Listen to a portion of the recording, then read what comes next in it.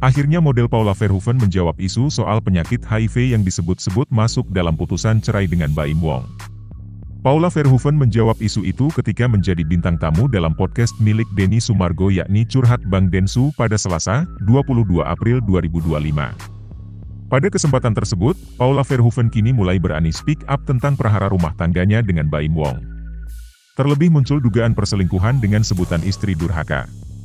Ini, speak up, adalah salah satu cara ikhtiar yang sudah aku lakuin demi anak-anak dan kedua orang tuaku.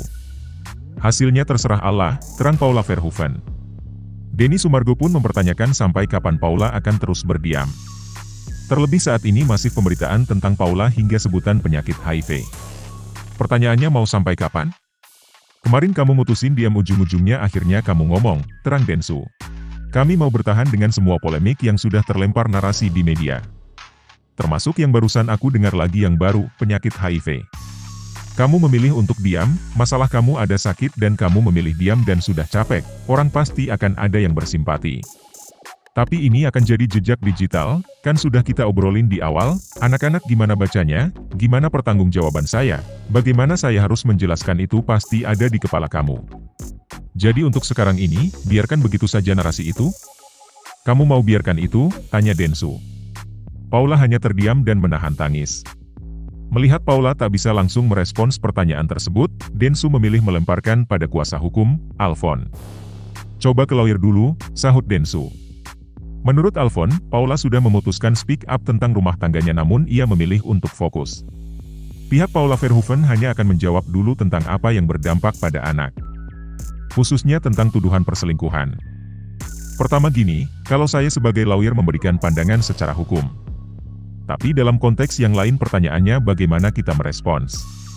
Kita bisa merespons secara diam atau secara terbuka, kalau misal ditanggapi terus akan tidak baik pada anak-anak, terang Alfon.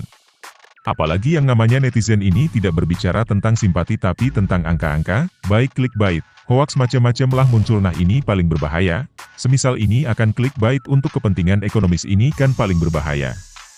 Jadi bagaimana Paula harus merespons, kalau menurut saya dia harus terukur.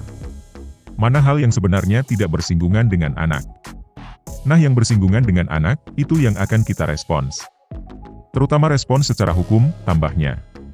Menurut Alfon, semua putusan yang bocor ke publik termasuk tentang penyakit sebenarnya bukan putusan yang utuh.